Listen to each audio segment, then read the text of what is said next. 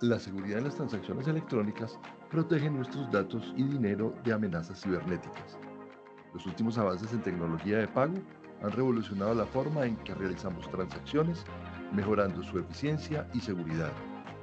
Para quienes trabajamos en gestión de riesgos operativos, conocer estos avances es esencial para mitigar posibles amenazas y garantizar operaciones seguras. En ciberseguridad, estar al tanto de las innovaciones nos permite proteger mejor los sistemas y datos sensibles contra ataques. La prevención del lavado de activos se fortalece con tecnologías avanzadas que monitorean y detectan transacciones sospechosas en tiempo real. Los contratos inteligentes, basados en blockchain, automatizan y aseguran procesos financieros ofreciendo transparencia y seguridad. La autenticación multifactor añade capas de seguridad verificando la identidad del usuario mediante varios métodos. El cifrado de datos protege la información durante las transacciones, evitando accesos no autorizados. La verificación de identidad avanzada utiliza biometría y análisis del comportamiento para asegurar que solo usuarios legítimos accedan a los sistemas.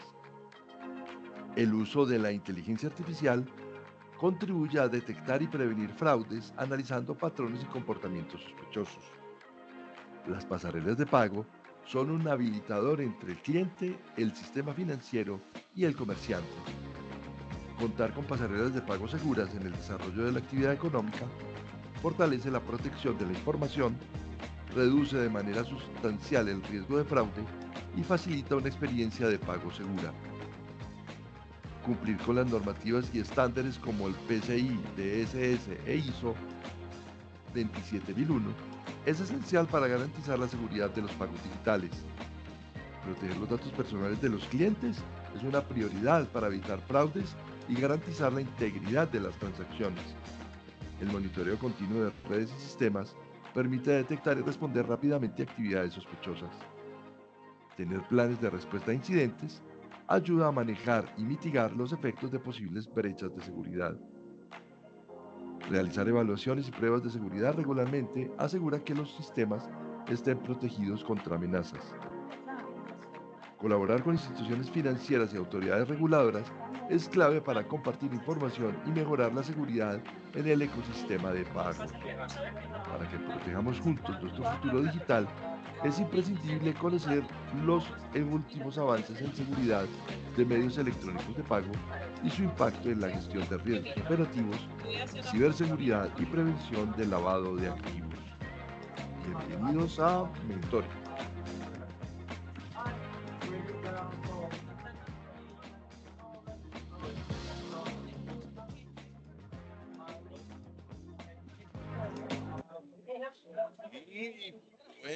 Muy buenas tardes a todos. Bienvenidos a Mentorio. Esta es nuestra entrega 211, desde que un virus puso en jaque al planeta. Un grupo de profesionales comprometidos en los temas de seguridad, gestión de riesgos, continuidad de negocio, gestión de crisis, nos juntamos desde marzo del 2020 para conversar, para hablar, para compartir conocimiento, transferir conocimiento y compartir experiencias alrededor de los temas que nos ocupan. Y en este 2025 nos hemos propuesto abordar distintos temas que no necesariamente de lo que tiene que ver con las metodologías de gestión de riesgos, sino todo eso que nos sucede a nosotros como directivos, como empresarios, como ciudadanos de a pie, alrededor de las amenazas o las realidades que vivimos todos los días en temas de gestión de riesgo. Aquí hemos hablado de salud mental, hemos hablado de vacunas, hemos hablado de fraude, hemos hablado de lavado de activos, hemos hablado de gestión de riesgos de desastres, hasta de política hemos hablado. Y hoy tenemos un invitado muy especial. Yo primero saludo y con mucha alegría veo a Carlos Alberto Larga Espada, a César Elías Sierra, a Francisco Rivera.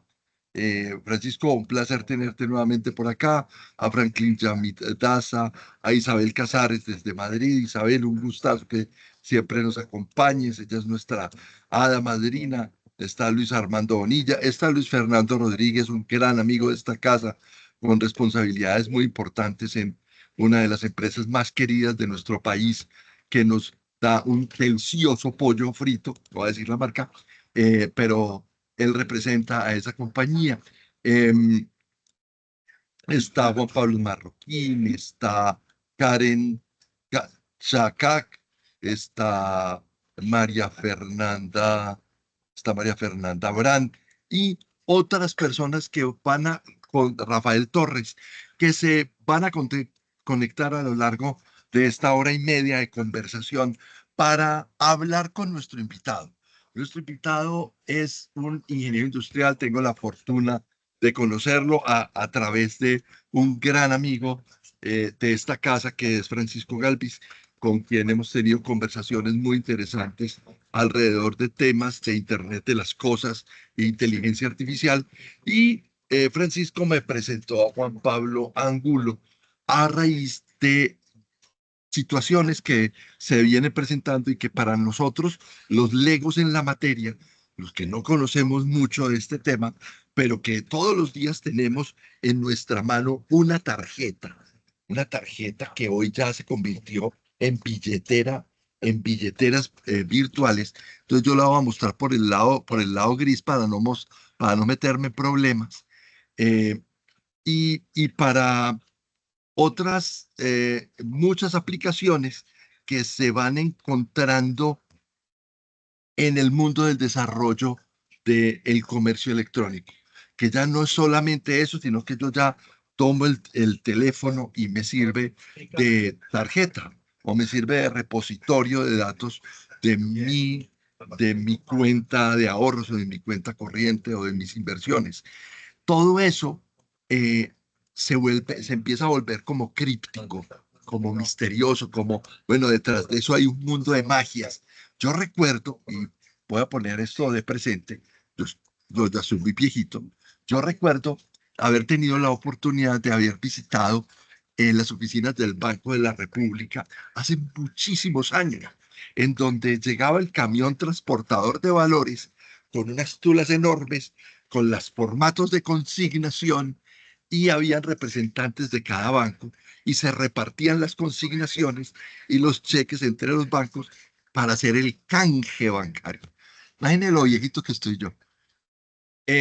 Pero Juan Pablo no nos viene a hablar de dinosaurios como yo, sino de cuál es la realidad de las finanzas, de los métodos de pago, de esos pagos digitales eh, de aquí en adelante.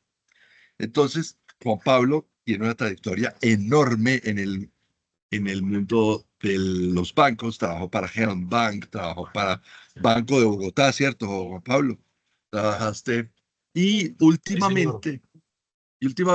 desde antes de la pandemia, es gerente, no sé, ahí nos cometimos un error que nos disculpan, ese no es el cargo, es el gerente en Lira. Lira es una pasarela de pago. Ahora nos explicará muy bien Juan Pablo. Entonces, démosle la bienvenida a Juan Pablo. Aquí están 28 personas ya conectadas, todos interesadísimos en despejar estas dudas alrededor de la seguridad en medios electrónicos de pago. Bienvenido, Juan Pablo, a esta tu casa. José Eduardo, muchas gracias. Eh, Muy gentil. ¿El sonido está bien ahí? ¿Me están Sí, escuchando? perfecto. Ok. Eh, muy amable por tu generosa presentación. Eh, Cualquiera diría que todo lo que dijiste fue cierto. Eh, pero no, digamos que yo he tenido la fortuna, digamos, ha sido una verdadera fortuna, bendición de haber estado en el sistema financiero desde que salí de la universidad. Eh, Desde ese momento, eh, tuve la posibilidad de estar en todo el mundo de eh, digamos que de todo el tema de transformación digital, para lo digamos. Em, Entonces, siempre me ha tocado estar hablando de tecnología, afortunadamente, a donde quiera que he ido, y específicamente de lo último en tecnología. Siempre he estado tratando de estar a la vanguardia del tema.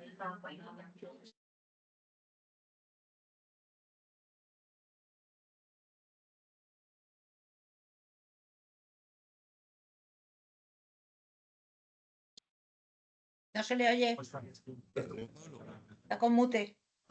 abre el Aló, micrófono aló, que... Ya, ya. algo pasó. Algo ¿Quién pasó, sí. sabe cómo se mutió? Algo. Sí. Entonces, alguien lo mutió. Sí. Entonces, eh, en los últimos años estuve enfocado en temas particularmente de medios de pago digitales. Allí he estado como el, o sea, hay mucho ruido de fondo, pero no sé, tienes toda la razón, Francisco, no sé dónde está, pero bueno, creo que ahí se oye un poquito mejor. Eh, gracias, muy bien. Entonces creo que ahí está mejor. En ese tema de pagos digitales, he tenido la fortuna de conocer, pues evidentemente la gran compañía a la que estoy vinculado me ayudó un montón porque es una solución que viene de Francia, de Europa. Eso da la particularidad de aprender mucho de quienes han dado unos pasos interesantes. Incluso justamente Francia es un país que lidera la innovación en esos temas y que tiene la particularidad de compartirlos abiertamente a los otros países y continentes con mucha generosidad. Entonces ahí he tenido esa fortuna. Así que nada, Carlos Eduardo, muy dispuesto a ser parte de mis mentores, y a compartir lo poco o mucho que haya podido conocer al respecto del tema de pagos digitales seguros, que es lo que nos tiene conversando aquí. Muy bien, para empezar esta conversación y rápidamente, porque el de la bulla soy yo, el de la bulla soy yo, eh, empecemos con esta conversación, Juan Pablo, hablando sobre los temas de cómo es esto de los, de las ventas presentes y las ventas no presentes, que es por ahí donde empieza el dolor de cabeza o la magia del negocio. Voy a cerrar mi micrófono para no interrumpir. Evitar, evitar la bulla. Bueno, muy bien. Eh, sí, ciertamente, em, pues es una evolución natural de muchos de los que están acá. Seguramente pues la han entendido mucho más a raíz de, como bien mencionaste en la introducción del tema pandemia, se hizo mucho más palpable y se entendió mucho más. Sin duda alguna, nos estábamos enfrentando a tener que hacer pagos seguros en los diferentes puntos físicos. Eso se llama venta presente, es decir, cuando la persona, el comprador, está presente en el punto de venta o en el punto que presta un servicio y paga con un medio de pago físico, sea el efectivo, o sea una tarjeta de débito, o sea una tarjeta de crédito, pero el medio de pago físico está en sus manos y procede a pagarle directamente al vendedor a quien le presta el servicio. La venta no presente es eso que nació ya hace algunos años, un poco más yo diría que quizás de 15 a 20 años puede estar naciendo en los países desarrollados, el tema de la venta no presente, que es comenzar a que los establecimientos de comercio o las empresas que prestan servicios, las entidades que tienen ánimo de recaudar fondos también, puedan utilizar canales no presenciales. Eso es venta no presente, canales no presenciales.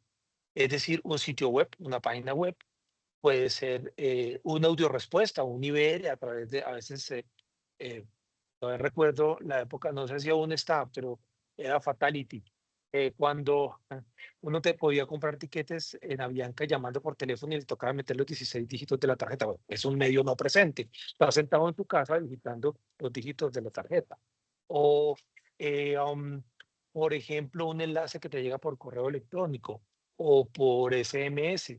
Hoy por hoy el WhatsApp, que es sin duda alguna la red social de mayor consumo, sobre todo en países latinoamericanos, pero en general en el mundo entero, a través de la cual también se puede realizar pagos.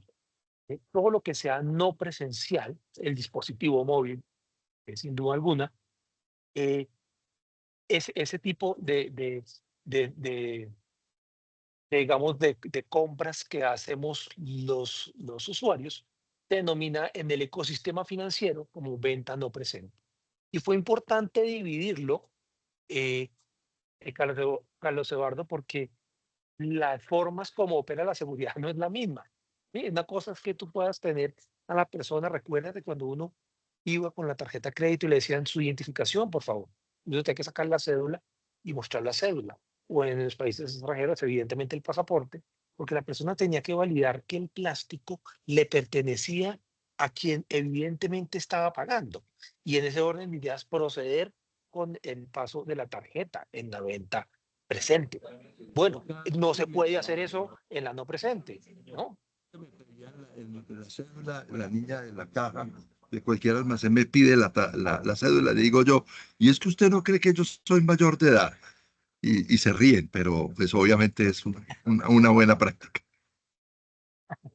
No, sin duda alguna. Es más, eh, si no se llega a solicitar hoy todavía, si no se llega a solicitar cuando se está ingresando la tarjeta en el con chip en el datáfono o pues el comercio está sujeto a que después le hagan un contracargo porque no hubo forma de validar realmente que la persona era quien decía hacer. Si yo tengo pruebas de eso y si eh, hoy hay unas entidades que suelen hacer ese tipo de auditorías para verificar que los comercios estén cumpliendo con esas condiciones, para que cuando lleguen los posibles contracargos que puedan aparecer en la venta presente, de la cual no soy experto, Carlos Eduardo, pero de esto algo conocido cuando estaba en las entidades financieras, pues puedan decir, no, el comercio sí venía cumpliendo, por lo tanto el contracargo no procede, en fin.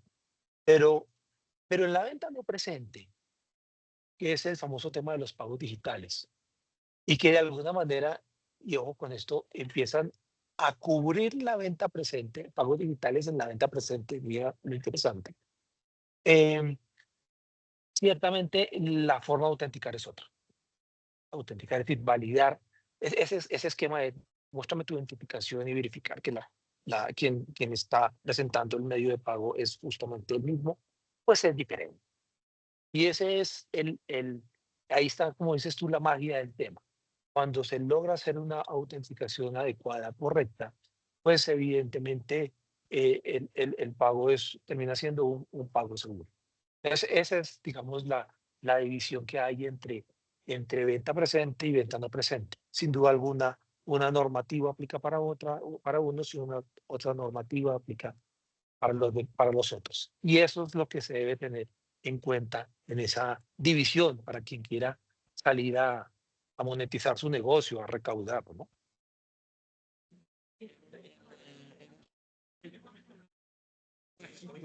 De las ventas no presentes. Hay unas herramientas de fraude que han sido tradicionales, que se vienen manejando desde hace mucho tiempo atrás, pero que han ido sufriendo un proceso de evolución de cara a la autenticación. Cuéntanos un poco de esa evolución, cómo ha ido cambiando muy rápidamente, por cierto, porque esa evolución ha sido a marchas forzadas, esas herramientas antifraude de la venta no presente. Bien. Como lo dices, ha sido más que esforzada y eso permíteme poner un tema como contexto inicial. Y es que eh, es importante correr porque los que generan el fraude corren también.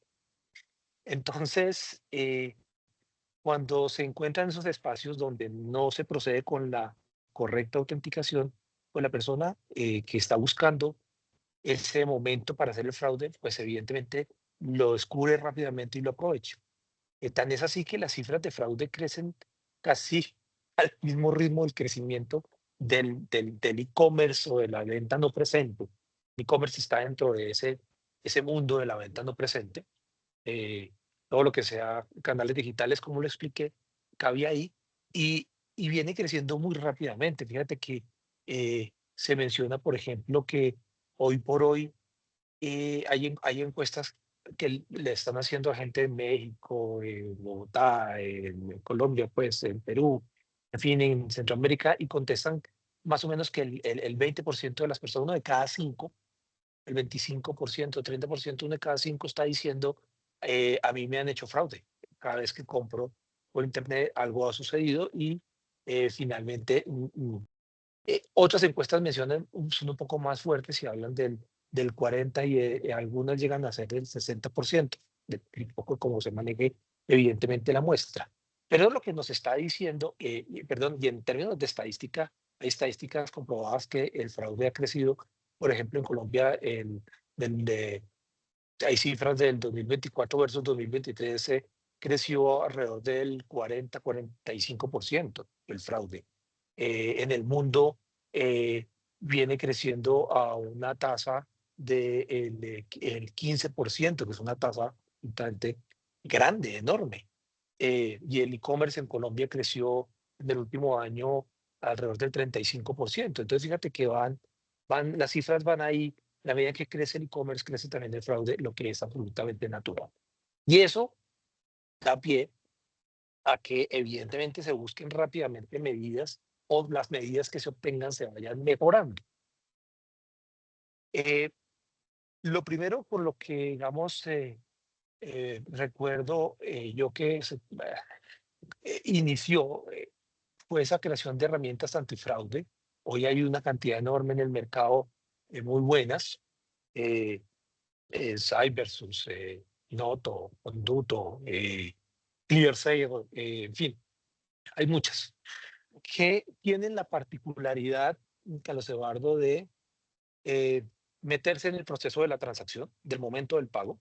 Entonces, quien integra en su sitio web o en los canales que acabo de mencionar eh, la capacidad de que una pasarela de pagos pueda exponer los medios de pago para que el cliente pague, pues cuando ese proceso arranca o se inicia para comprar unos tenis, para comprar un seguro o para pagar un crédito, ese proceso o una recarga de un celular, ese proceso va antes de ir a un proceso de autorización del medio de pago, que el medio de pago finalmente debe ser autorizado por la entidad que lo emite, si hay saldos, si no hay bloqueos, si todo está bien en el lado del medio de pago, llamémoslo del emisor, el medio de pago.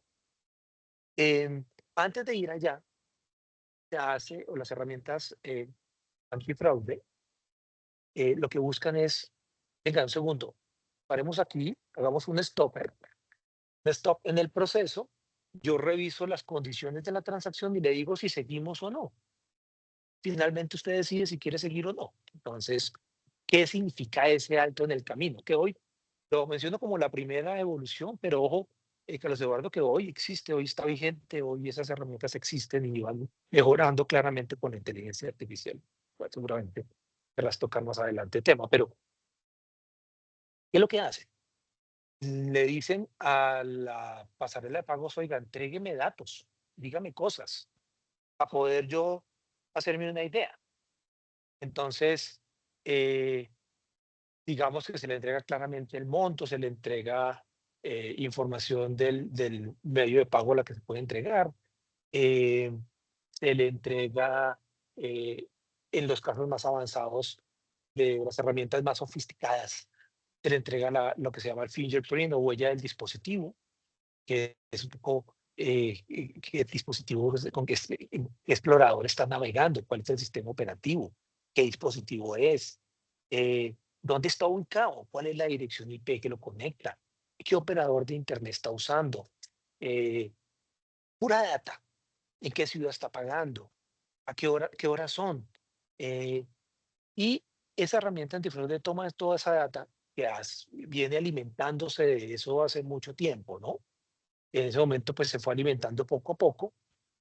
Hoy hay mucha riqueza ahí y empieza a determinar un scoring, un valor, un número, para decir, eh, con esta calificación, eh, le entrego más bien a usted, señor comercio, esta calificación y usted dígame si quiere seguir o no. Entonces, de ejemplo numérico cualquiera, le dice, oye, esta transacción puede ser exitosa sin riesgo de fraude en un 90%, en un 95%, en un 85%, en un 70%. Finalmente, hay que definir un umbral y cada comercio, cada entidad, basado un poco, Carlos Eduardo, en el apetito de riesgo de cada quien, ¿no? Cuánto estoy eh, dispuesto a asumir como riesgo de mi lado, define su umbral y pone la vara.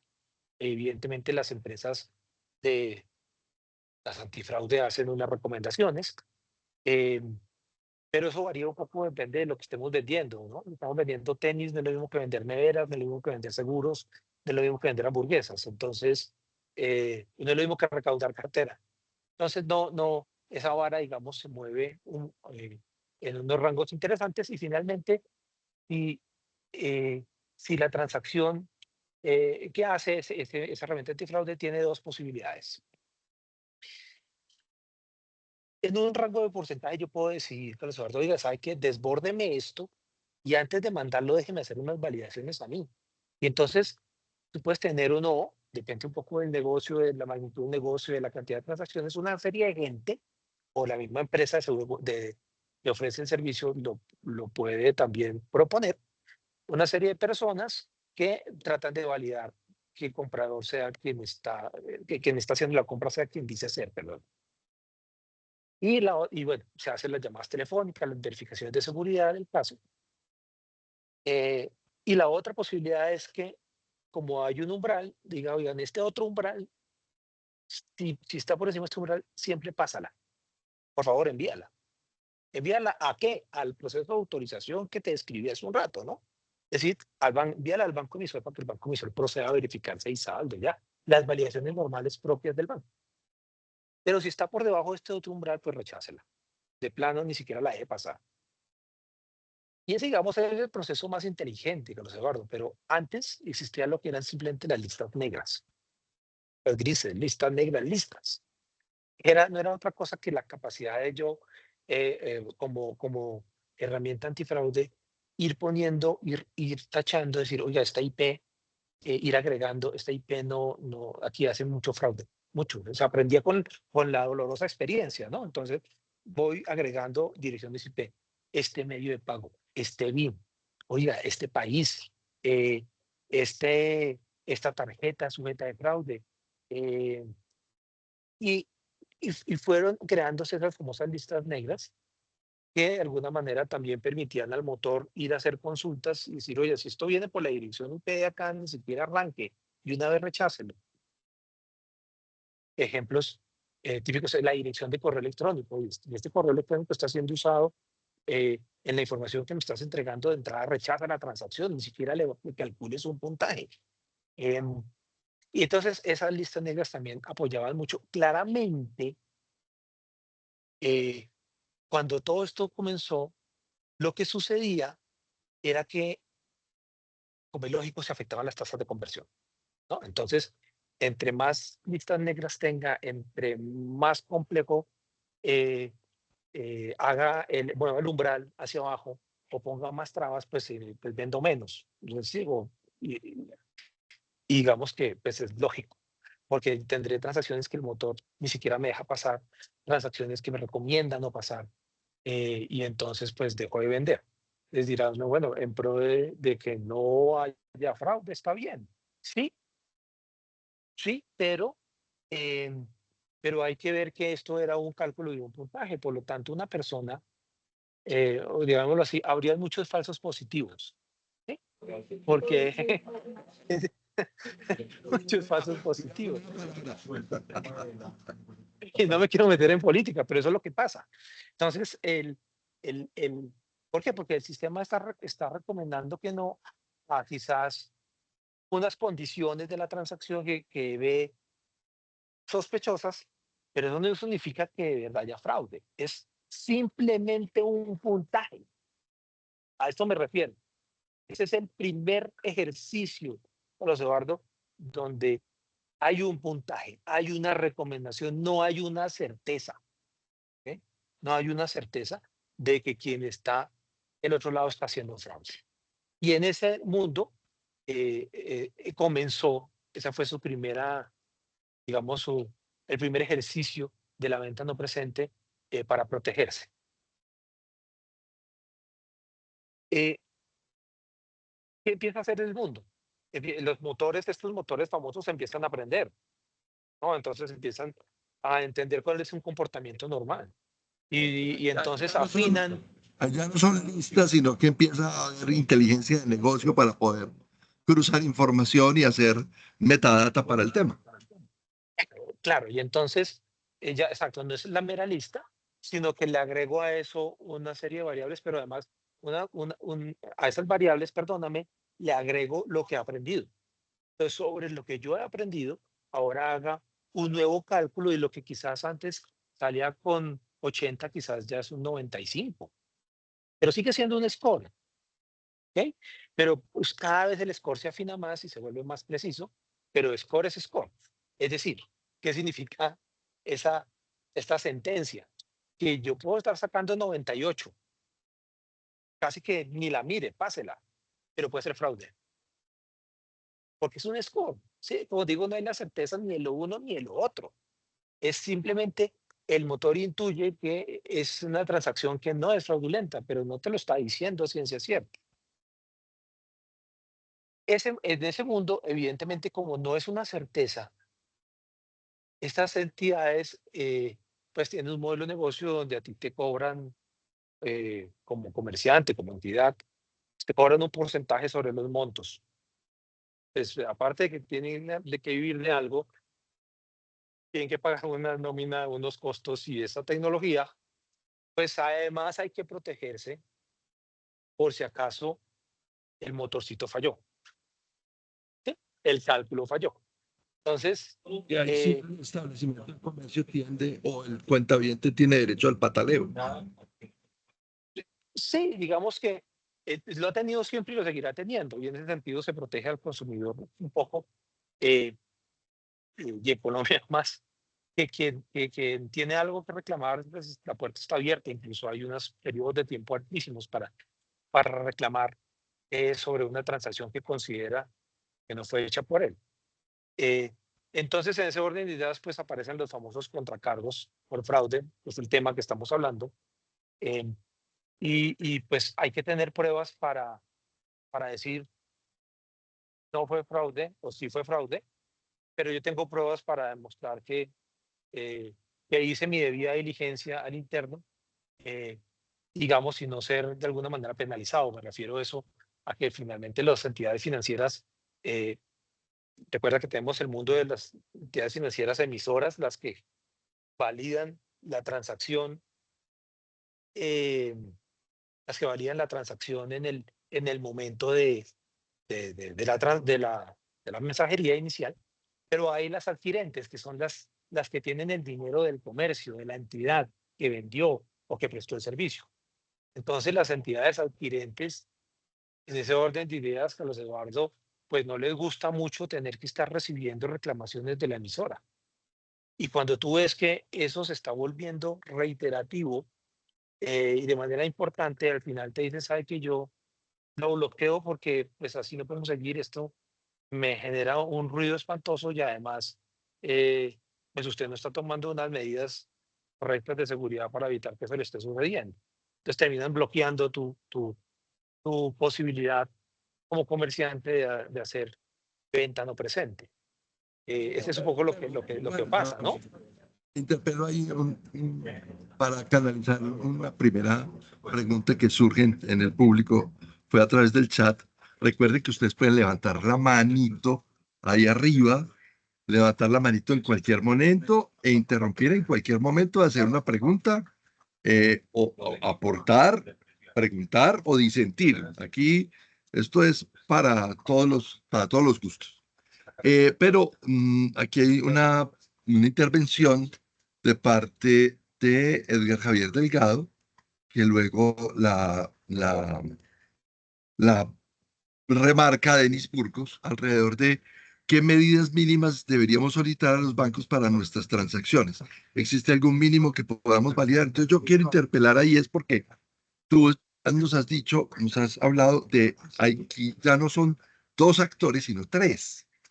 El que emite la tarjeta, el canal de,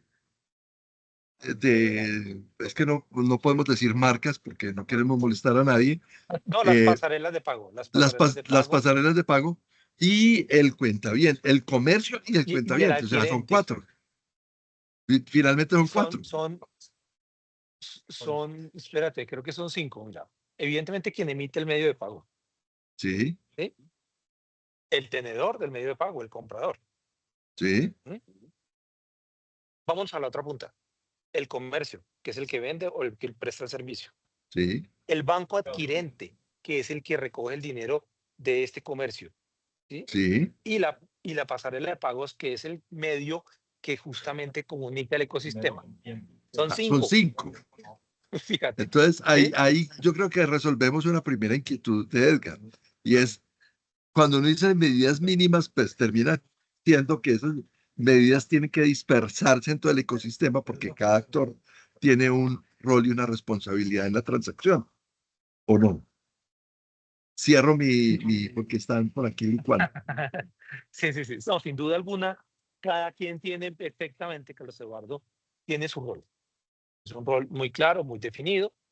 Eh, Ante la pregunta de Javier, yo creo que uno lo que sí le debe exigir a los bancos es que estén en el tope digamos, de la tecnología. Exigir, y más bien uno también por su lado buscar un banco que esté justamente en el top de la tecnología. Es decir,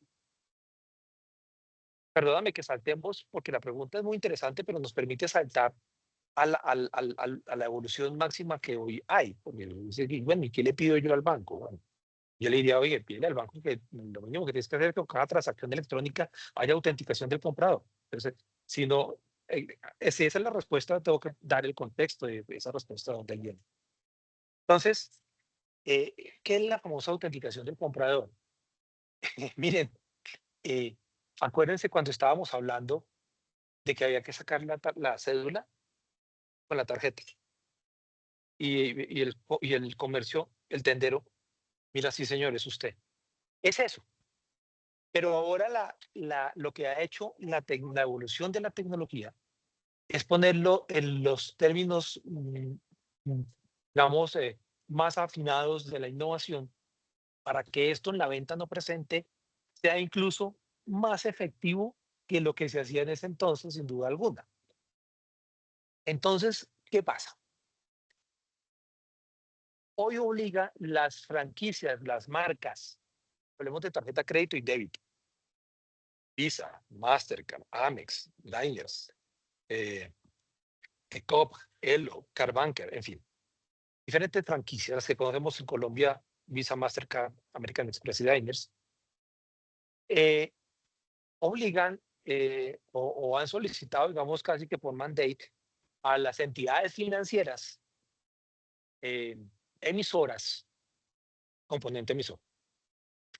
Le han dicho, usted tiene que tener en su sistema en su proceso de autorización, un proceso previo de autenticación. Usted es el único que sabe si el que está pagando con ese medio electrónico es justamente el que usted se lo entregó. ¿Quién más va a verificar si no usted, señor banco emisor? Eh, el comercio no puede saber.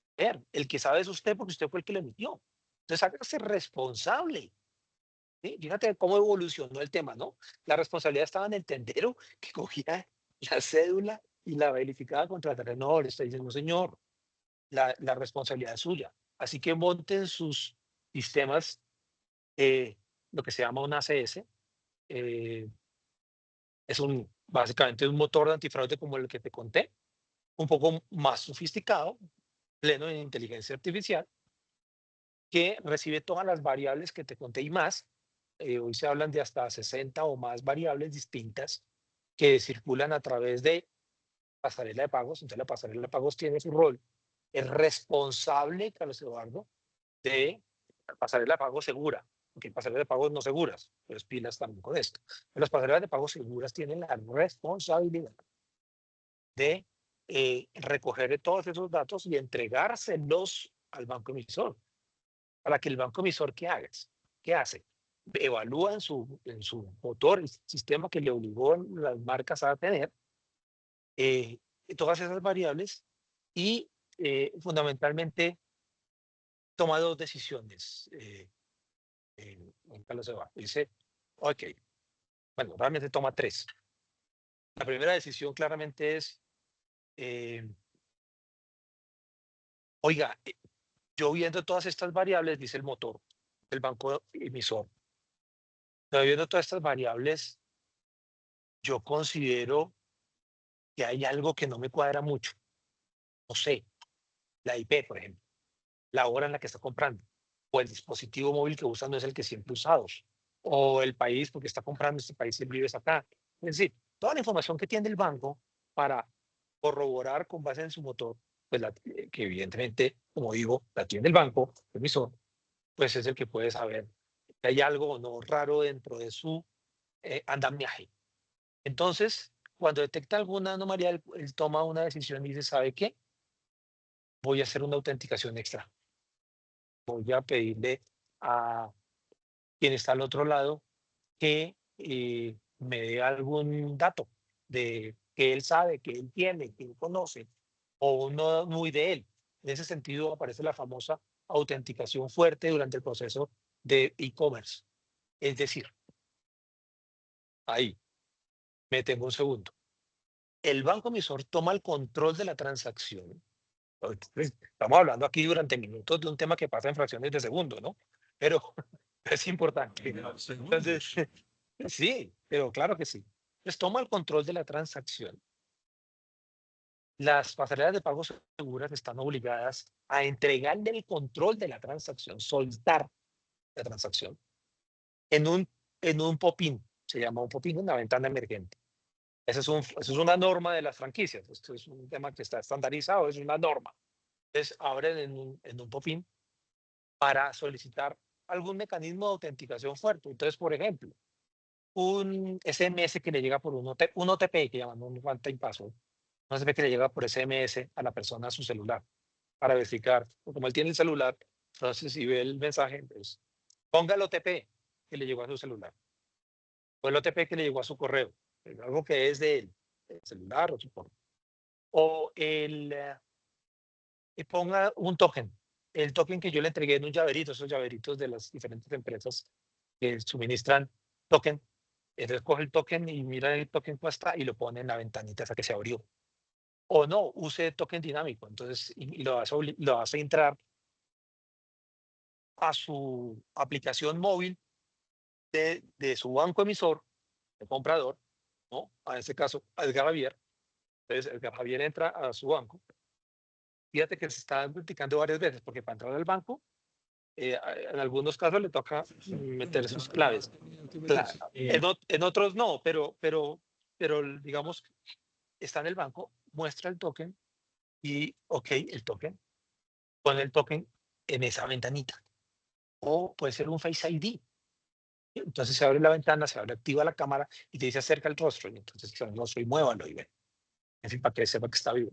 O en otros casos menos agresivos, o em, contesten una de las preguntas que tengo que usted había grabado conmigo previamente. El cliente en el momento de enrolarse en la entidad financiera había guardado unas preguntas o unas respuestas, en fin.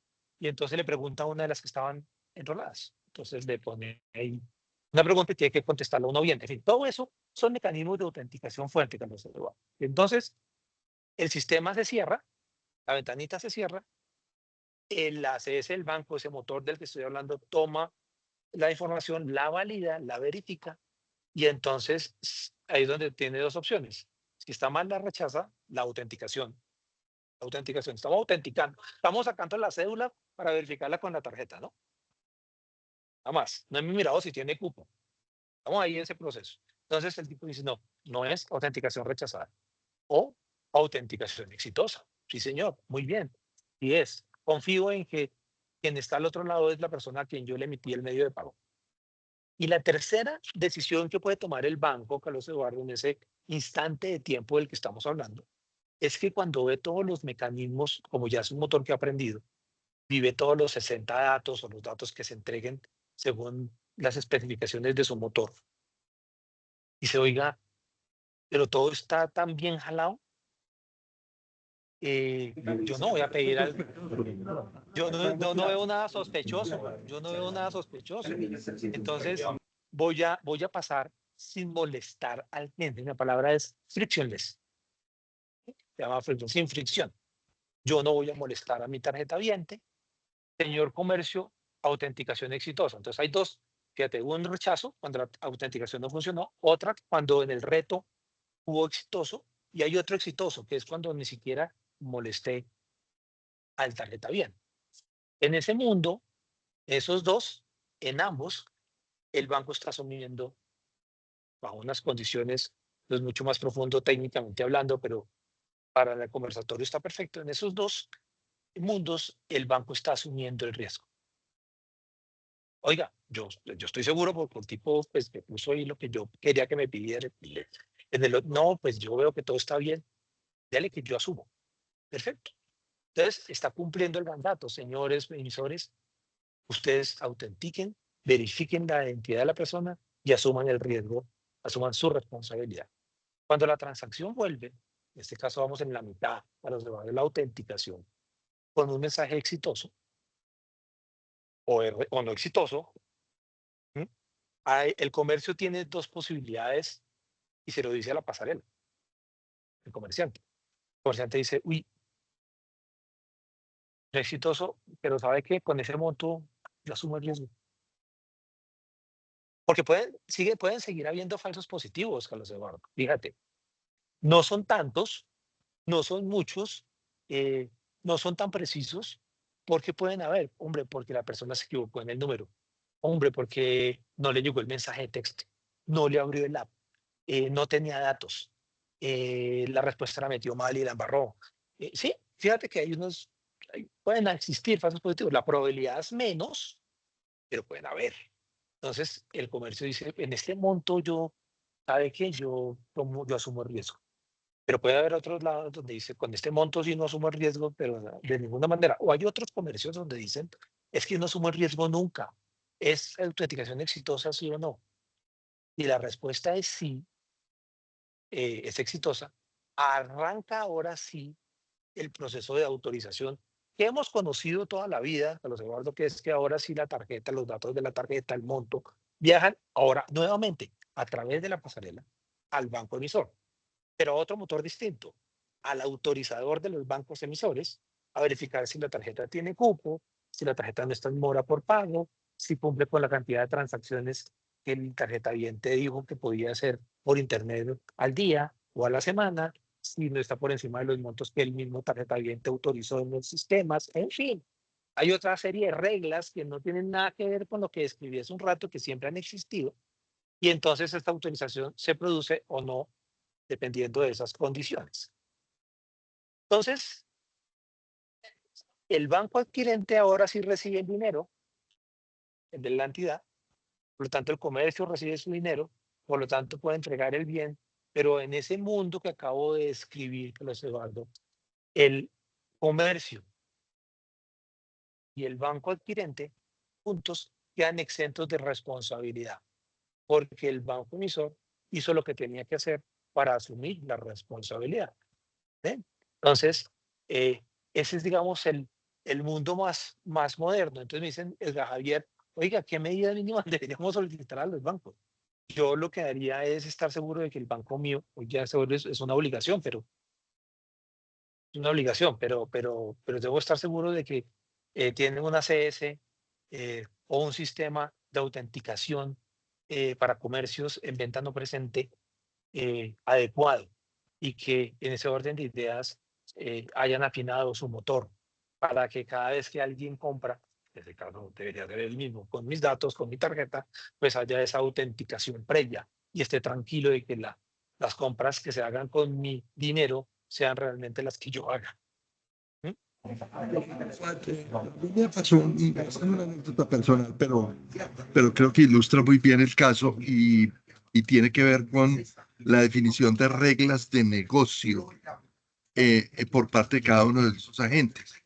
Yo una vez pedí un domicilio a Rappi por un valor, por un monto significativo de 6 dígitos. No eran mucho, pero eran 6 dígitos. Y entonces él me dijo, sí, listo, perfecto. Ya le dijimos al restaurante que prepare su comida, chanta, prepararon la comida. Yo le hice el tracking pues a la motociclista que traía la comida. Todo lo demás, me la trajeron, me la entregaron, ching. Como media hora después, Rappi me dijo, oiga, ¿sabe qué? Qué pena con usted. Pues no me lo dijo así porque obviamente son mensajes de SMS. Me dice, esperamos haber cumplido con haber quedado satisfecho con su domicilio, pero nos quedó viendo la mitad porque el cupo de la tarjeta no le alcanzó.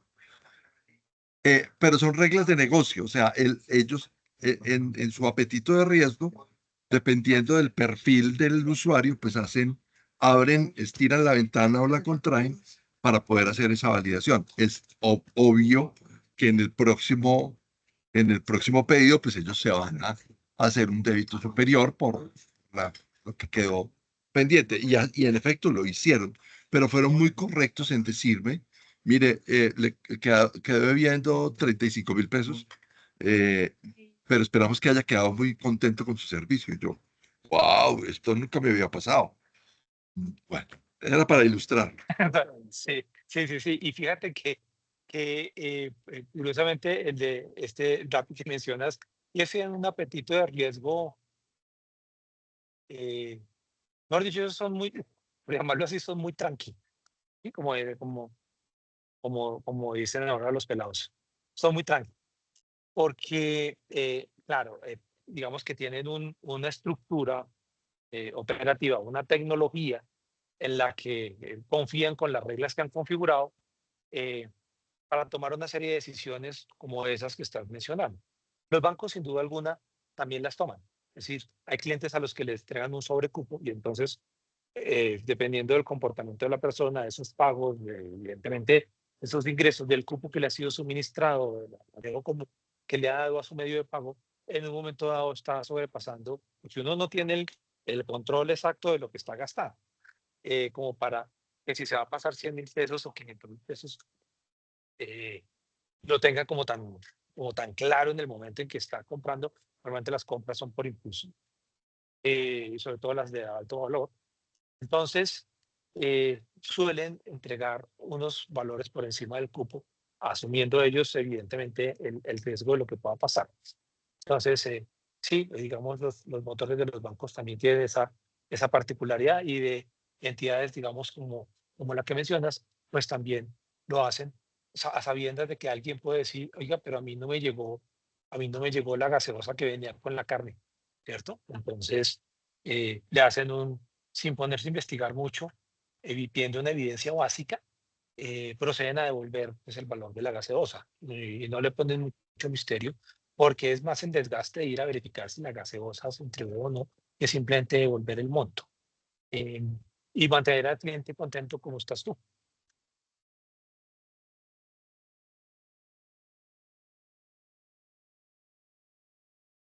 Estás en mute. Recuerda que estás en mute. Recuerden que esta conversación es entre ustedes y Juan Pablo, entonces aprovechen, por favor, para darle ritmo a la conversación. Yo tengo otra pregunta mientras se animan a hacer la debida pregunta. Mm, Juan, cuando hablamos, ahora hay una proliferación grande de pasarelas de pago, ¿cierto? Y entonces uno encuentra chicos con iniciativas en Argentina, en Chile, en México. Baje la plata rápidamente porque usted es una microempresa y entonces yo le hago de corresponsal para bajar la plata en dólares que usted pagó, le compró en Estados Unidos y no sé qué, no sé cuánto. O esa es una realidad. Y otra realidad es la de los comercios, los e-commerce de Instagram o de Facebook. que también terminan abriendo un boquete en la seguridad de nuestros pagos personales. ¿Qué hay que aprender ahí? No, yo creo que lo fundamental sigue siendo lo mismo.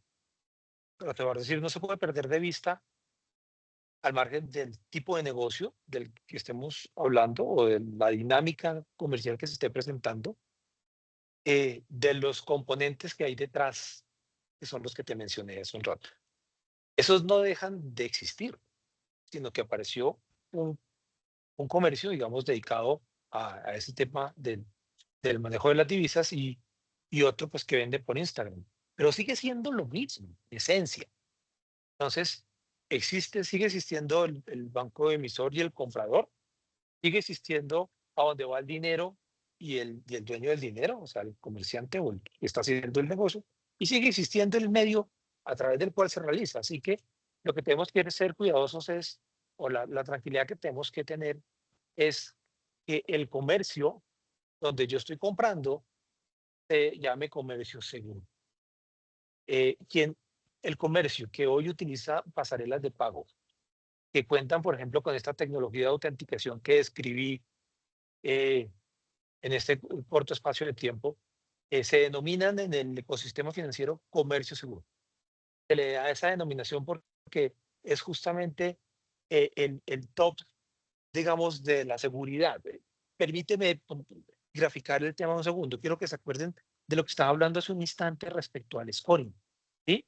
Y entre más avanzada la herramienta de ciberseguridad, eh, pues más fácil afinaba el tema con las variables que se le entregaban, pero al final era un score. ¿Sí? Mientras que en este otro mundo, no. En este otro mundo, el score puede que esté activo porque el motor del banco emisor está haciendo unos cálculos, pero el score es para tomar una decisión donde asumo el 100% del riesgo. Es decir, aquí no estoy dejándole al comercio, diga, ¿qué? ¿Le jalamos o no le jalamos? No. Aquí el banco emisor está diciendo claramente, tengo dudas y voy a autenticar al comprador. O dos, no tengo dudas y no lo voy a autenticar. Pero en cualquiera de los dos escenarios que describí, y lo grafiqué muy rápidamente, el tema es que, el riesgo está asumido por el banco emisor. Entonces no hay grises. Dicho esto, significa que, y por eso es que se denomina comercio seguro, no es el que tiene una herramienta antifraude, es quien está autenticando en el programa, eso se denomina técnicamente el 3D Secure. Técnicamente. Es que la pasarela, el comercio que tiene una pasarela de pagos que tiene 3D Secure, el comercio que usa 3D Secure, ese comercio es un comercio seguro. Entonces, la exigencia nuestra está más, si bien tengo exigencias ante el banco emisor, también tengo que tener cuidado donde estoy comprando. Si no es un comercio seguro, pues de pronto no vale, eh, o yo asumo el riesgo porque los conozco, porque conozco la pasarela de pago de alguna manera y entonces pues pongo los datos de mi tarjeta. Pero muy importante esto nos lleva a hablar de uno de los temas de los mecanismos de fraude más conocidos, Carlos Eduardo, el tema del phishing. Muy importante que yo esté seguro donde yo esté comprando. No solamente porque sé que es una pasarela segura, porque tiene un 3B, en fin, porque yo puedo conocer mucho donde estoy comprando. Puedo conocer a Rappi, puedo conocer a Claro, puedo conocer a Movistar, puedo conocer a la Secretaría de Movilidad, puedo conocer a Colpensiones, donde quiera que esté comprando, no importa. Yo lo puedo conocer. Pero el hecho de que lo conozca no significa que no me fije dónde estoy ingresando los datos. Es decir, ojo, porque el phishing es justamente eso.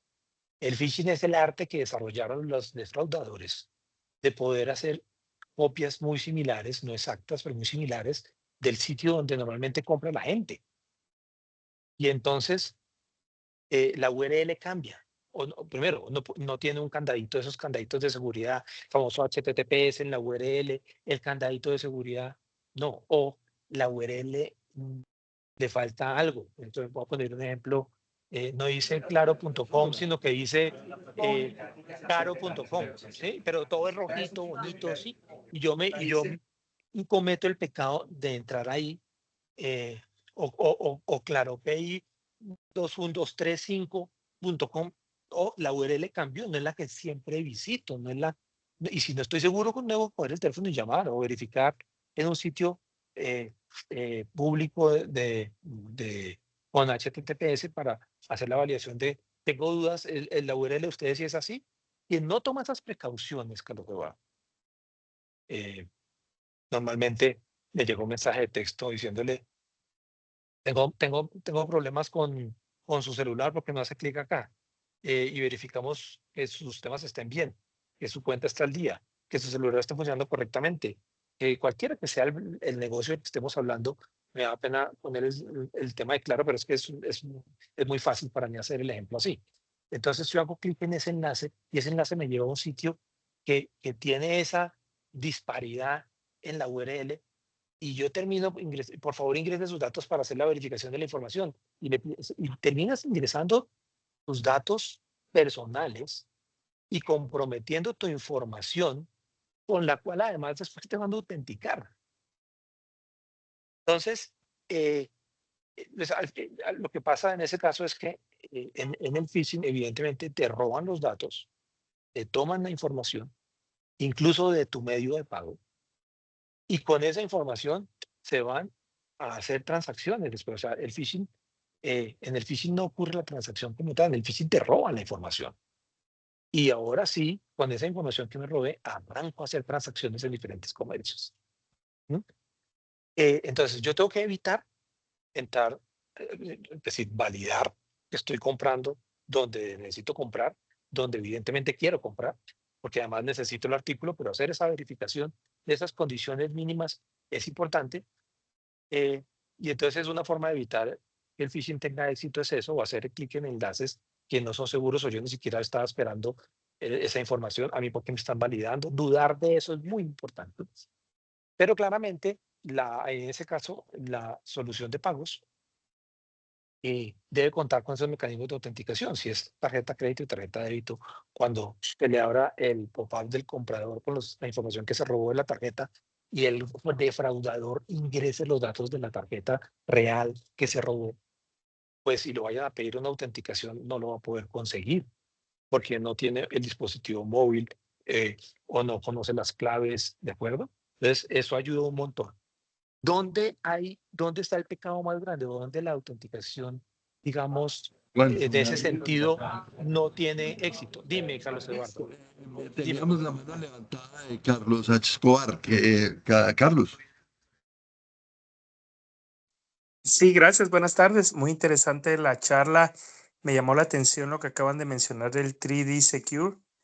Quisiera, si es posible, ¿verdad? Que lo expliquen un poquito más y que me explicaran de quién es la responsabilidad de implementarlo.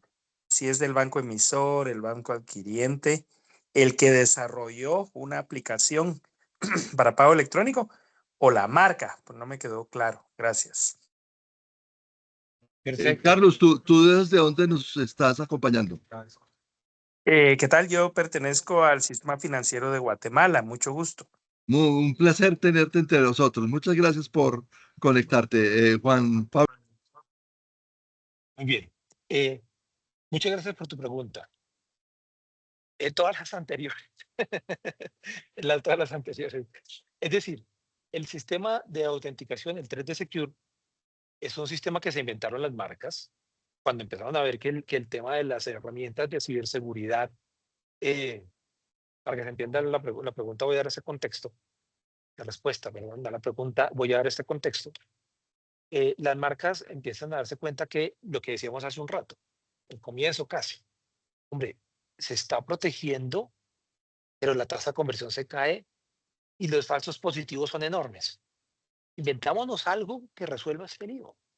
¿Sí? Inventémonos algo que resuelva este lío. Y hace aproximadamente unos 14, 15 años eso ocurrió. Se inventaron el 3D Secure. Se lo inventaron en la versión 1.0, que hoy estamos en la versión 2.2, próximamente la 2.3. ¿Qué se inventaron? ¿Qué se inventaron? Se inventaron, dijeron, bueno, hagamos esto, hagamos una cosa. La responsabilidad eh, de esto debe estar en el banco emisor. Entonces, digámosle al banco emisor que tiene que hacer el proceso de verificación de datos. Bueno, pero ¿cómo le llega esa transacción a él? No, pues a través de la pasarela de pagos, porque la pasarela de pagos es la que está recogiendo los datos del pago y la información del comprador. Ok, perfecto. ¿Y con eso qué conseguimos? Hombre, que el banco adquirente esté protegido. Por lo tanto, el banco adquirente que tiene que implementar un proceso operativo lo suficientemente eficaz para que en caso de que lleguen contracargos por fraude, digamos, no al lugar, por llamarlo así, porque la transacción no es correctamente autenticada, pues tenga cómo resolver el problema y proteger al comercio. Y el comercio, ¿qué tiene que hacer? El comercio pues tiene que hacer la integración tecnológica con la pasarela que cuente con ese mecanismo de autenticación. Entonces, la respuesta es, como modelo, todas las partes juegan un papel. Cuando el modelo está implementado en un país, es decir, los bancos emisores ya tienen el ACS funcionando y está aprobado, las franquicias logran conectarse con esos bancos emisores de esos países. La pasarela de pagos ha integrado el, la herramienta del 3D Secure dentro de su flujo transaccional. Pues al comerciante prácticamente no le toca hacer nada, sino solamente consumir perfecto, gracias, consumir el, el, el servicio de la pasarela, de integración de la pasarela del pago y proceder simplemente a fluir las transacciones de manera segura. Entonces, países como Colombia, Centroamérica, por ejemplo, esto está funcionando ya. México, Brasil, Perú esto tiene divinamente implementado. Chile y Argentina son incipientes, están empezando en ese proceso, pero todos los bancos emisores tuvieron que implementar su ACS y probarlo, en fin. Cuando eso está funcionando a tope, pues lo único que tiene que hacer el comerciante es buscar una pasarela de pagos que tenga la capacidad de hacer autenticación, de hacer 3D Secure. Juan Pablo, ahora que en Colombia estamos entrando en esto que llaman los bancos el breve, que es hacer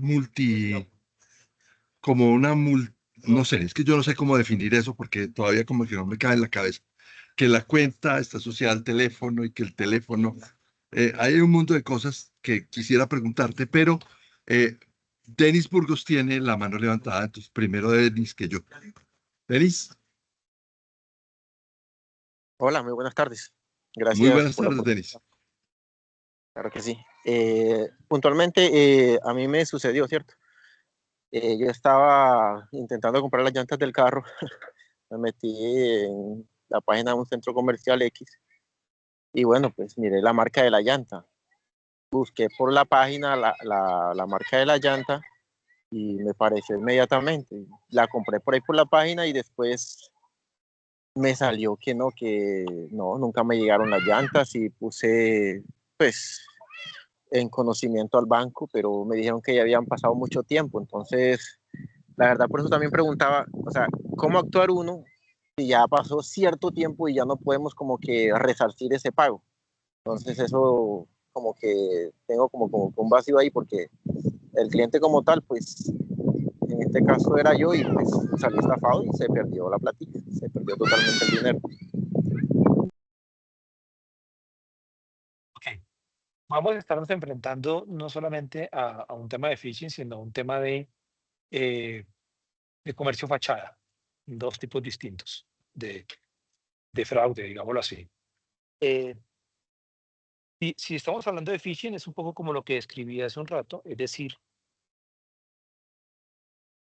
que se me cayó aquí el audífono, es decir, que lo que ocurrió fue que eh, utilizaron esa página para tomar los datos de la tarjeta y hacer, digamos, eh, tomar los datos de la tarjeta para hacer después fraude adicional, ¿no? Es decir, utilizar esa tarjeta para comprar en otros establecimientos diferentes.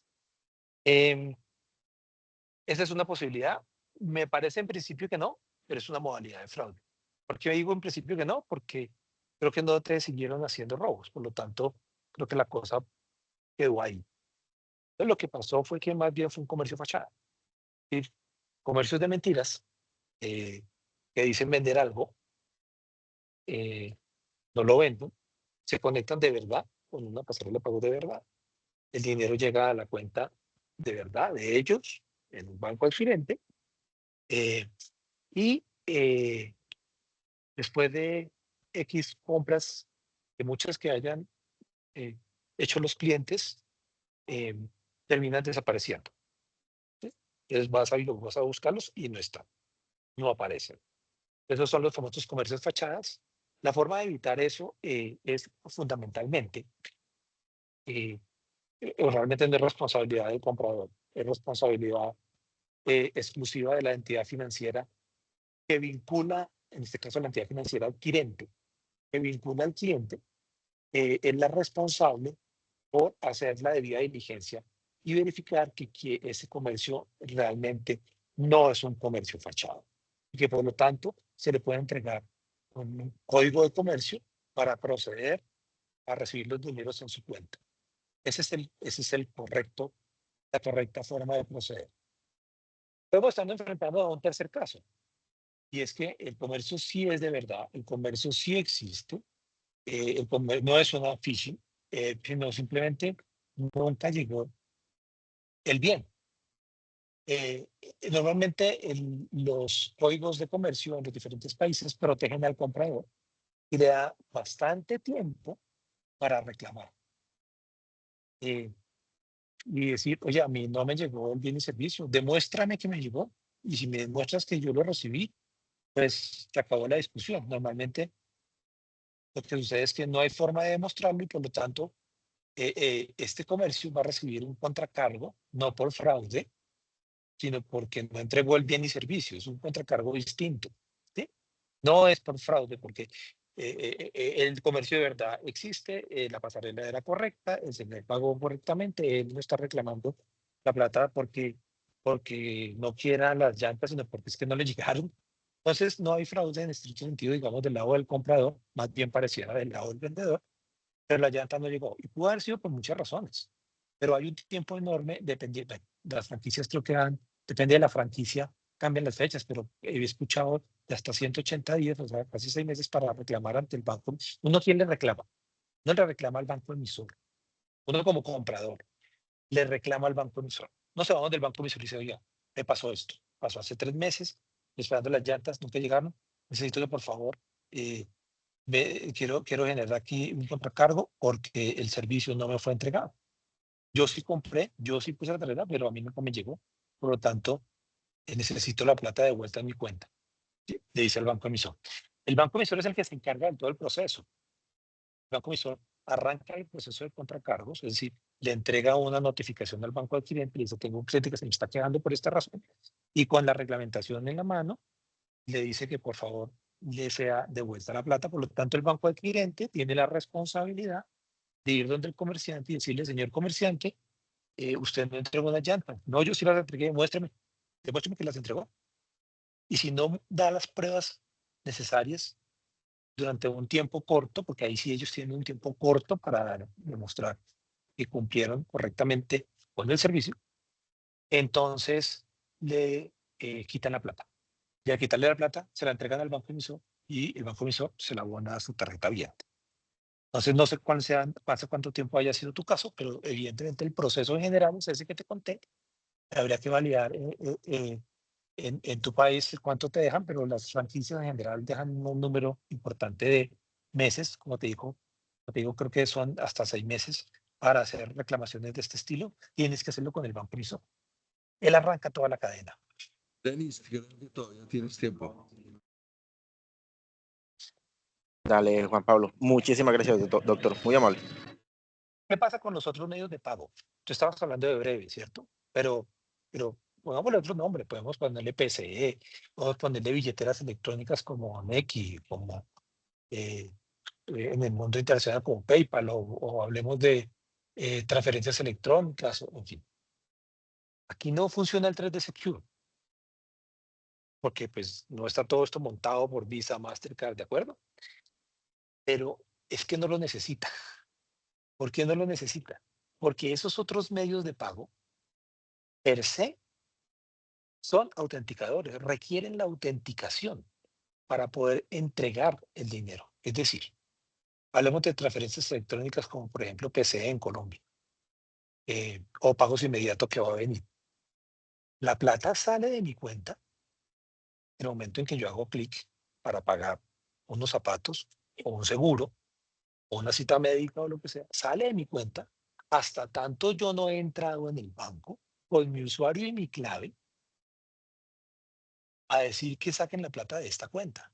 Conceptualmente eso es lo que ocurre, de diferentes métodos, con diferentes mecanismos. Pero lo que estás haciendo es autenticándote ante el banco, dueño del medio de pago del que estamos hablando, distinto a tarjetas, para decirle, sí señor, soy yo, fíjate, estoy poniendo mis credenciales, o estoy poniendo mi cara, o estoy, sí, lo tengo desde mi dispositivo, estoy haciendo la autenticación. En consecuencia, no necesitan de un programa de 3D Secure como el que describí hace un instante, porque ellos per se ya están ejerciendo el concepto de autenticar al comprador. Entonces, son medios de pago que en la práctica pues no deberían tener fraude. Dice, no, pero sí hay fraude. Hay gente que dice, no, pero sí hay. Claro, si tú comprometes como comprador, comprometes tus datos de ingreso a tu portal bancario o a tu medio de pago, pues ahí no hay nada que te proteja, absolutamente nada, porque es tu información, estás entregándosela a otro, pero yo nunca la entregué. Claro, cuando visitaste el phishing, la página de phishing, los dejaste. Entonces, ojo con Claro. eso, es lo que se llama la ingeniería social, ¿no? Entonces, contra la ingeniería social lo único que hay es la tranquilidad de cada uno de no estar entregando y compartiendo su información personal, sus credenciales de acceso a diestra y siniestra. Es, pongo un poco, es un poco un término un poco fuerte, pero es la verdad. Es decir, si no se compromete esa información, no tiene por qué haber un fraude. Salvo que dicen, no, pero ha ocurrido. Claro, y están robando información a los bancos, pues digamos que ahí es otra cosa, estamos hablando de otro tema, otro paseo completamente distinto, información robada a la entidad financiera, completa responsabilidad de la entidad financiera que comprometió los datos de autenticación de sus clientes, ¿no? Pero ese mundo es el menos, del que menos se da, del que menos se da. El phishing puede ser aproximadamente el 40%, el 50% del fraude. Incluso algunos se atreven a decir, depende un poco del país, que puede ser el del 70 o el 80% del fraude. Entonces, ahí donde se está robando la información, donde está perdiendo y comprometiendo la información para que los datos de autenticación queden en manos de quien no debe quedar. Es una anécdota personal. Yo, Juan Pablo, buenas tardes. ¿quién? Ah, por favor. Franklin Franklin. Daza, ¿cómo estás? Dale, Desde Franklin. Colombia, de parte del equipo de Banco Mundo Mujer, ¿cómo están? Muy bien, Franklin, bienvenido. Muchas Me gracias. alegra. Juan Pablo, tú estás hablando acerca del tema de 3 no lo sé pronunciar muy bien. ¿Dónde nos podemos documentar más sobre este tema que tú me puedas recomendar? Porque sí me llamó mucho la atención. Toda la charla ha sido muy entretenida, muy amena, muy acertada acerca de los medios de pago y todo esto, pero sí me llamó mucho la atención el último tema que se abordó. Ahí tienes, Juan Pablo Angulo Pasos está en LinkedIn, también lo pueden contactar por ahí, porque de eso se trata, de poder hacer networking aquí y poder dejarles el conocimiento de estos personajes con conocimiento profundo sobre los distintos temas. Ese es el ánimo de este tipo de eventos, de conversatorios. Y entonces ahí puedes hablar ya directamente con Juan Pablo para conversar sobre el tema. Ya son las 6:18, no nos quedan sino 12 minutos de este conversatorio. Para contar un último detalle, yo estaba en un país del extranjero, de hecho estaba en Hungría. En Hungría puse mi tarjeta para pagar un servicio que me prestaron en Budapest al mes siguiente, o sea, 30 días exactos después. Lo que hicieron con ese datáfono fue capturar mis datos y tuvieron esa tarjeta un mes en el dark space, en ese lugar en donde guardan las tarjetas esperando que uno tenga saldo o los quieran usar o se la vendan a alguien. Y al mes siguiente yo estaba dormido con el celular apagado. Cuando me desperté, encontré muchas llamadas perdidas. Esas llamadas perdidas eran de monitoreo transaccional de mi banco, llamándome a una hora que era en la madrugada en Colombia, obviamente era hora hábil en Hungría, y hicieron una defraudación bien significativa en mis tarjetas. Me respondió no el banco, sino la pasarela. Me dijo el banco que me había respondido era la pasarela, no el banco, que porque habían tenido ahí una falla de seguridad. ¿Eso es verdad o es simplemente una excusa de misericordia con el cuentaviente? Es posible, Carlos Eduardo. ¿Por qué es posible? Las pasarelas de pago tienen la obligación de cumplir con una normativa que se llama PCI-DSS,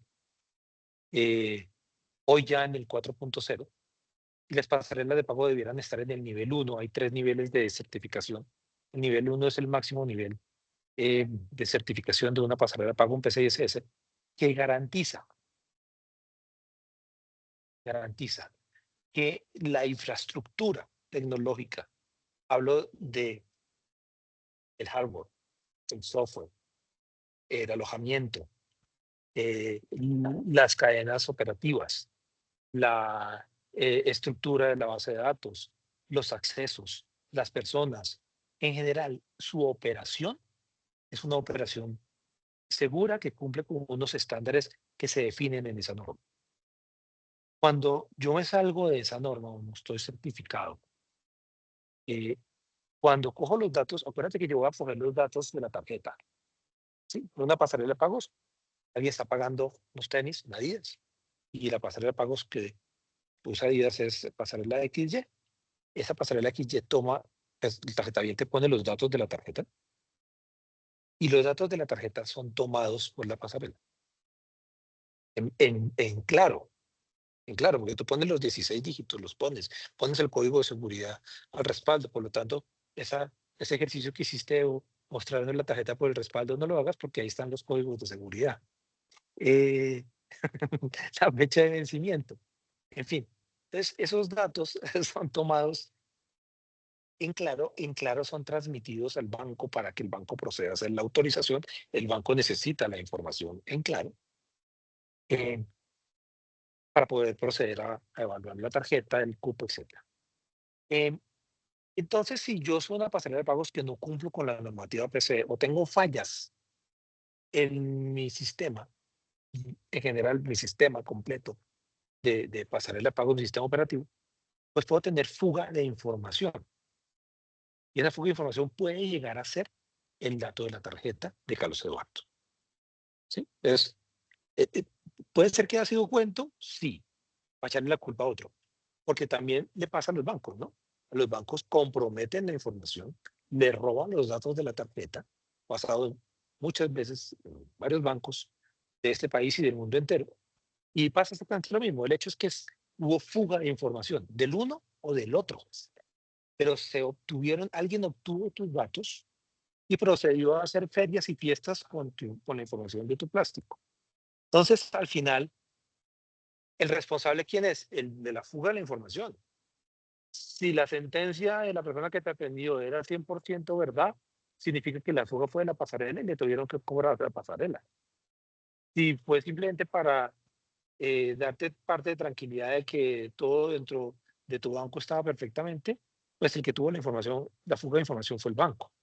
Pero asumen su responsabilidad y te dicen, no, el dinero te fue devuelto. ¿Sí? No importa quién lo devolvió, fue devuelto. Porque saben que cometieron un pecado. ¿Sí? No sé si eso clarifica ha sucedido. Sí, total. Bueno, hablando ya para redondear, porque ya estamos a 6 minutos de terminar. eh, Denis todavía tiene la mano levantada. Denis, ¿quieres contrapreguntar?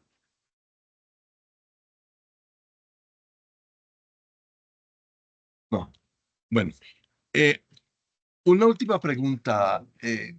¿Cómo es esto de el código de la entidad financiera, el medio, la cuenta, el cliente? Hay unos modelos agregados que me explicabas, que son pues como todos los que intervienen dentro del modelo. Pero, ¿cómo hoy podemos realizar transacciones seguras fuera del banco? O sea, no hay cómo hacer transacciones fuera del sistema financiero o burlar ese tema de pasarelas de pago para poder hacer como lavado de activos o ese tipo de cosas, porque aquí tenemos mucha gente que trabaja en prevención de lavado de activos. ¿Cómo se usa esas pasarelas de pago en los términos de uso para prevenir el lavado de activos? Ah, Tenemos bien. una mano levantada de Catherine Bueno, Paredes. bueno, Catherine. adelante. Gracias, pero si quieren continúen con la pregunta y luego pues ya hago mi No, pregunta. primero las damas.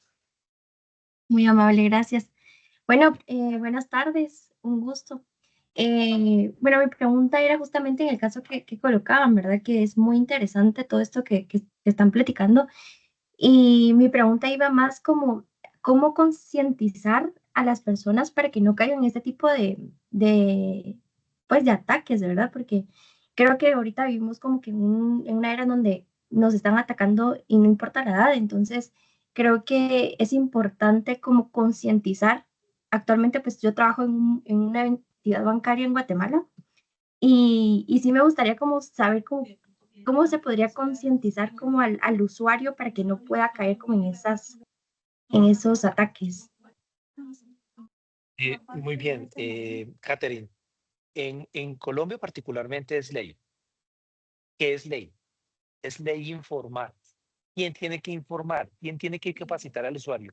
Es ley que las entidades financieras, los bancos emisores y los bancos adquirentes estén permanentemente de manera, ahí sí que regulada, gradual, capacitando a los usuarios por diferentes canales, a sus clientes por diferentes canales, de los mecanismos de fraude y cómo evitarlos. Un poco lo que hemos hablado acá, pero puesto muy didáctico, muy fácil en, en, en diferentes mecanismos, en un banner, en un volante, en un sitio web, en la publicidad que se hace en general. Y se obliga también a las pasarelas de pago a hacer lo propio. Fundamentalmente la pasarela de pago tiene que hacer eso básicamente es con el comerciante, enseñarle al comerciante cómo se usa, cómo se integra una pasarela de pagos, cómo debe usarla y por qué la pasarela de pagos X es más segura que la Y. Y darle ilustración al respecto de esa obligación.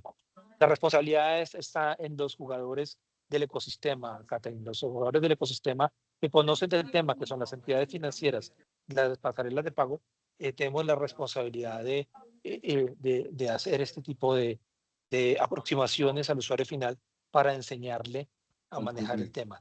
Desafortunadamente, quien está más cerca del usuario, que es la entidad financiera, no lo digo por Guatemala, ni mucho menos, pero particularmente en Colombia, ha sido escaso. Ha sido escaso, se hacen esfuerzos importantes para que esto, lo que llamamos la educación financiera, no solamente en la forma correcta de usar esos fondos, sino también en esto, en usar correctamente los medios electrónicos, no ha sido tan penetrante como se desea. Por eso casi que tocó volverlo ley. Es una obligación, quien no cumpla con eso, pues sale del ecosistema. Pero porque ahí está la responsabilidad. En los que saben manejar el tema, los que saben qué ocurre por detrás, pues tienen la obligación de contarlo, de compartirlo, de enseñarle a sus usuarios qué es lo mejor. Hoy todo el mundo debiera conocer el concepto de comercio seguro. Y estoy casi seguro que cuando hablé del concepto de comercio seguro nadie lo conocía, o unos pocos lo conocían. Entonces, eso te muestra un poco de dónde está fallando. Es evidentemente responsabilidad del ecosistema.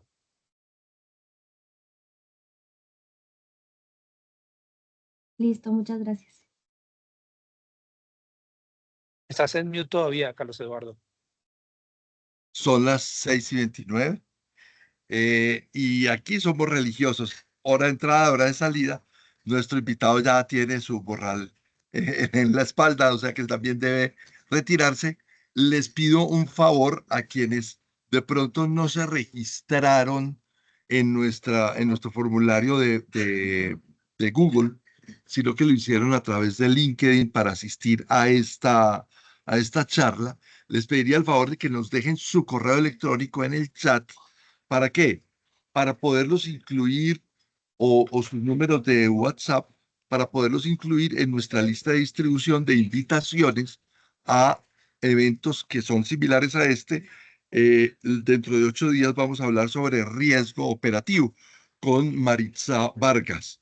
Entonces, en ese entendido también les vamos a mandar un resumen de lo que conversamos hoy para que lo compartan con sus equipos de trabajo y también el enlace de este conversatorio que va a quedar grabado, que queda grabado y que se los vamos a enviar a sus correos electrónicos, a sus WhatsApp, para que lo puedan ver en diferido en nuestro canal de YouTube.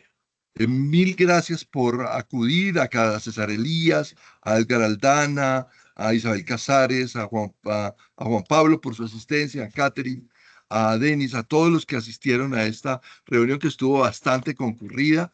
Cuenten con nosotros. Esto es un espacio gratuito de transferencia de conocimiento, de compartir experiencias, y creo que fue una conversación maravillosa y muy clarificante sobre esto con nuestro gerente en Lira, Juan Pablo Angulo Pasos. Lo encuentran en LinkedIn, así con su nombre, y cualquier cosa que necesiten, aquí estamos. Un saludo muy especial desde Medellín, Colombia, a todos.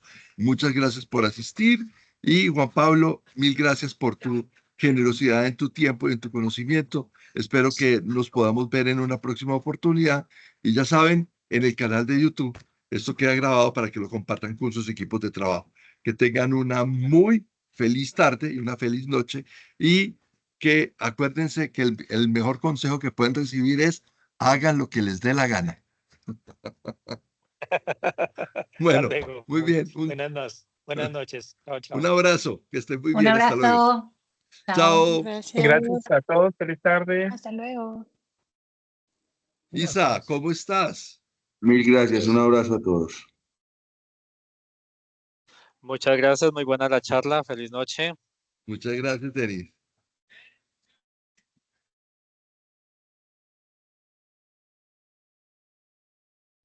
Abrazo cordial, Carlos Eduardo.